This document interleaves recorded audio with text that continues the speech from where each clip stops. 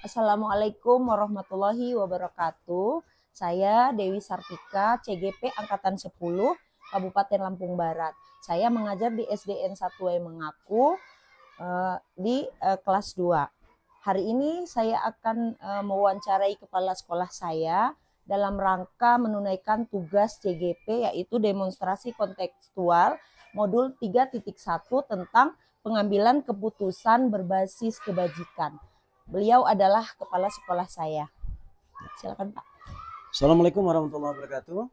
Saya Ahmad Suryadi, Kepala SD Negeri 1 Wai Mengaku. Benar sekali bahwa Ibu Dewi Sartika adalah salah satu calon guru penggerak angkatan ke-10 yang saat ini sedang berproses.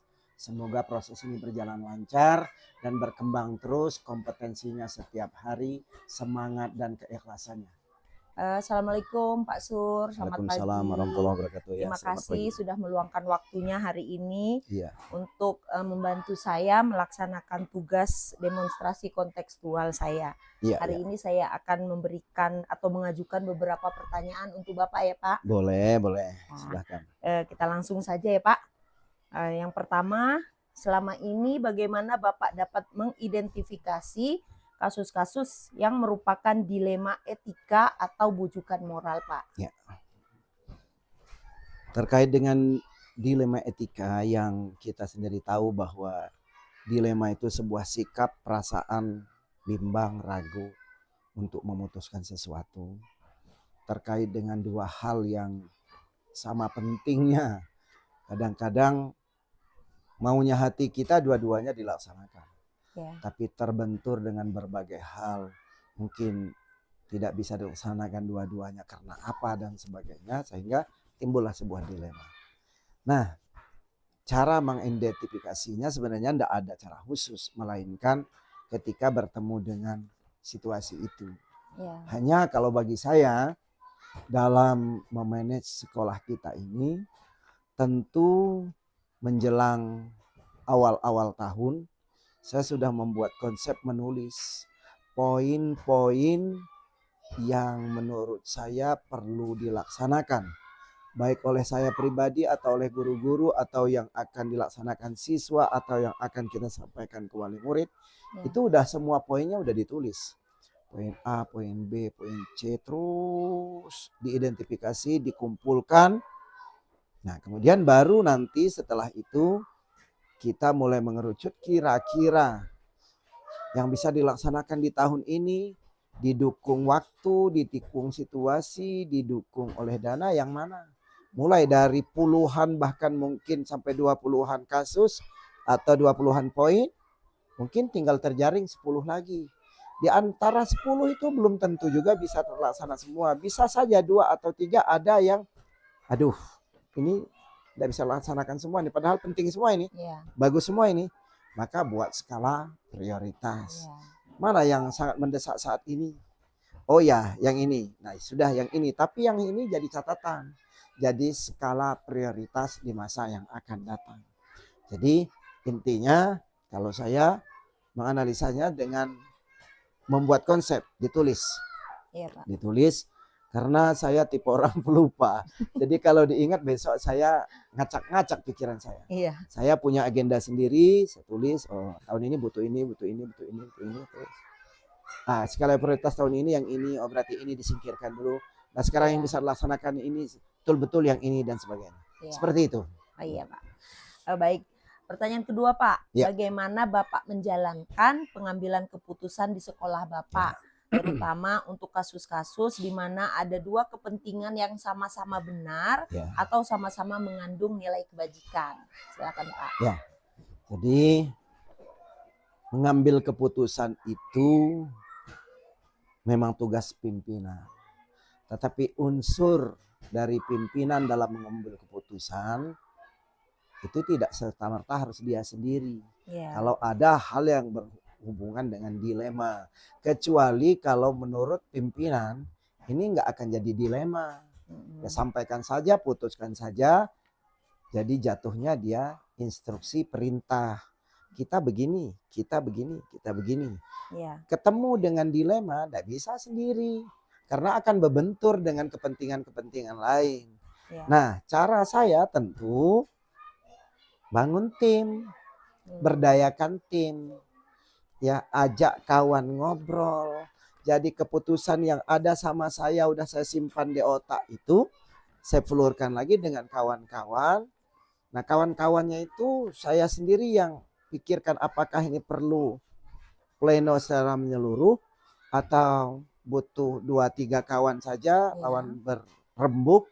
Intinya berkomunikasi, minta pendapat dengan kawan, sampai nanti kita yakin banget, yakin betul bahwa oh ini yang harus diputuskan. Ya. Nah, ketika ini sudah diputuskan pun, kalau orang-orangnya ternyata belum menyeluruh, baru kita ajak 2-3 orang, itu pun masih kita plenokan. Bapak-bapak, ibu-ibu, bahwa ini ada sebuah keputusan yang sudah saya pikirkan dan saya konsultasikan dengan beberapa teman. Ya. Nah, sekarang ayo sama-sama kita lihat. Kalau semua yakin, tentu keyakinan kita tambah baik. Ya. Nah, kalau ada 1-2 yang kemudian merasa bahwa pas, ambil keputusan bareng-bareng. Yang mana dulu ini? Ya. Sehingga nanti sebagai kepala sekolah tidak merasa mengambil keputusan salah, mengambil kebijakan sepihak, dan sebagainya. Kira-kira seperti itu. Iya, Pak. Baik, pertanyaan ketiga ya, Pak. Langkah-langkah atau prosedur seperti apa yang biasa Bapak lakukan selama ini? Ya. Langkah-langkahnya ya tadi udah saya sebut, tapi Ya. saya ulang lagi. Langkah pertama tentu saya konsep. Ya. Konsep dengan baik. Langkah kedua, konsep itu kemudian saya ambil skala prioritasnya. Langkah ketiga, setelah dibuatkan skala prioritas, dicek ada enggak yang dilema tadi. Ya. Kalau ada dilema, maka saya tidak biasa memikirkan sendiri masalah. Kan kita hidup dalam tim. Maka tentu ya saya ajak teman untuk benar enggak skala prioritas yang saya pikirkan ini atau ada pendapat lain. Ya. Nah, langkah berikutnya setelah diputuskan bersama, diplenokan dengan teman-teman, dikumpulkan bareng-bareng, yakin bahwa ini keputusan, maka biasanya saya kemudian menentukan kebijakan ini siapa mengerjakan apa. Jadi artinya butuh delegasi tugas supaya guru juga tidak bingung. Ini keputusan bersama, tapi koordinator pelaksananya siapa? Kan sering orang begitu. Nah, kita buat delegasi tugas. Nah, delegasi tugas itu pun harus kita perkuat dengan surat. Karena ini lembaga, tentu ada surat keputusan. Surat keputusannya kepala sekolah terkait panitia misalnya, yang jadi ketuanya dia. Sistemnya bagaimana, mengumpulkan sosialisasinya bagaimana, sudah ada semua di situ. Jadi kita coba terencana dengan baik. Ya, baik Pak. Nah, selanjutnya hal-hal apa saja yang selama ini Bapak anggap efektif dalam pengambilan keputusan pada kasus-kasus dilema etika tersebut, Pak? Hal yang saya anggap efektif, ya bangun komunikasi dengan baik. Itu hal yang saya anggap efektif. Jadi belum tentu apa yang kita pikirkan itu pula pikiran orang lain. Termasuk bangun komunikasi dengan stakeholder, dengan pihak-pihak lain. Contoh, kita memutuskan sesuatu untuk sekolah kita yang nanti akan berefek kepada siswa. Kalau berefek kepada siswa berarti akan ada efeknya dengan wali murid. Sosialisasi dengan wali murid. Ada efeknya ke atasan, ke dinas. Maka kita lapor dengan dinas, komunikasi dengan dinas. Intinya bangun komunikasi. Ya, baik Pak. Berikutnya hal-hal apa saja yang selama ini merupakan tantangan dalam pengambilan keputusan pada kasus-kasus dilema etika yang Bapak hadapi? Ya, tantangan itu sebenarnya di diri sendiri saja. Di perasaan. Kadang berat sekali untuk mendahulukan pikir dengan rasa. Itu saja yang sering jadi tantangan. Terus yang sering jadi tantangan kondisi. Kondisi di mana kadang-kadang kita butuh banget kegiatan ini, tetapi ternyata peraturan membatasi untuk tidak bisa melaksanakan itu. Nah, jadi tantangan yang paling berat sebenarnya kondisinya di diri kita sendiri. Baik, selanjutnya Pak.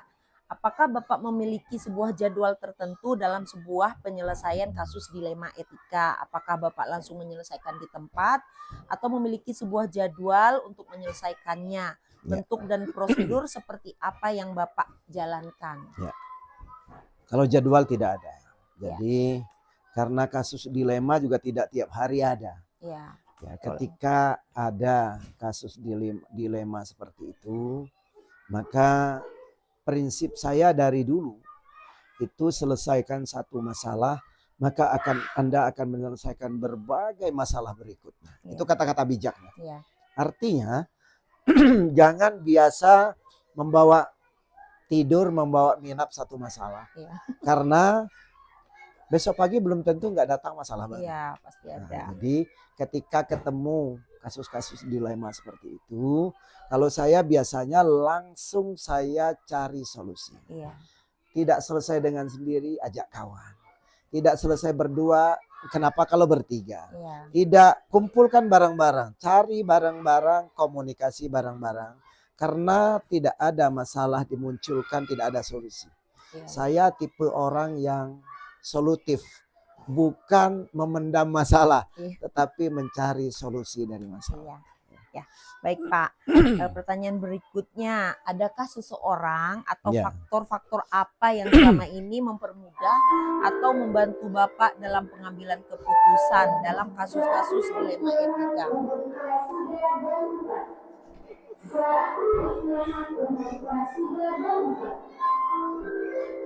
Ya. Kalau seseorang dalam tanda petik tidak ada. Karena Ibu sendiri kan tahu bahwa personil kita di sekolah kita ini 32 bahkan pernah sampai 34. Ya. Tidak ada satu lebih baik dari yang lain buat saya, tidak. Tidak ada satu lebih penting dari yang lain, satu lebih dekat dari yang lain, tidak. Saya buat sama. Ya. Jadi saya koreksi bahasanya, tidak seseorang, tetapi yang membantu untuk menyelesaikan masalah pasti ada banyak orang. Ya. Jadi Ibu sendiri paham selama ini kita buat tim-tim sesuai dengan pembagian tugasnya di tahun itu. Kalau ada kasus-kasus terkait dengan dilema etika tadi, maka orang-orang itulah yang menjadi pembantu terbaik, membantu memikirkan, membantu memutuskan, membantu mencarikan solusi, termasuk kalau perlu bertindak dalam kata kunci eksekusi, membantu mengeksekusinya agar masalah itu bisa selesai baik, nyaman, nyaman bagi saya, nyaman bagi semuanya, nyaman bagi guru, tidak ada benturan yang tidak baik. Iya, ya. Jadi semua ikut membantu. Iya, baik Pak. Pertanyaan terakhir nih Pak ya. Ya. Nah, dari semua hal yang telah disampaikan, pembelajaran apa yang dapat Bapak petik dari pengalaman Bapak mengambil keputusan dilema etika tersebut? Satu kuncinya, kita hidup ini sebagai makhluk sosial. Ya, jadi di samping kita memang dilahirkan oleh Allah secara individu, tetapi diciptakan dengan berbagai ras, berbagai perbedaan, berbagai karakter, bukan untuk saling berbeda, melainkan untuk bersatu. Jadi makna yang paling baik buat saya, kalau mau bekerja baik, bangunlah tim. Ruhnya adalah kolaborasi. Berkolaborasilah dengan baik, jangan membangun perbedaan-perbedaan, jangan menjaga-jaga jarak. Pokoknya semua tim adalah satu. Rame untuk satu, satu untuk rame-rame. Nah, saya kira gitu. Terima kasih Pak, ini semua pertanyaan sudah saya ajukan. Terima kasih atas jawaban-jawaban Bapak. Sekali lagi saya ucapkan terima kasih atas waktu Bapak juga pada pagi hari ini untuk membantu saya Pak. Terima kasih atas dukungannya. Sama-sama, saya juga ucapkan terima kasih Ibu, semangat. Ini mungkin perjalanan tidak lama lagi. Sebagai calon guru penggerak itu bukan akhir, tapi awal untuk mengubah perilaku diri, semangat diri, kemudian berbagi praktek baik, mengajak orang lain. Namanya guru penggerak.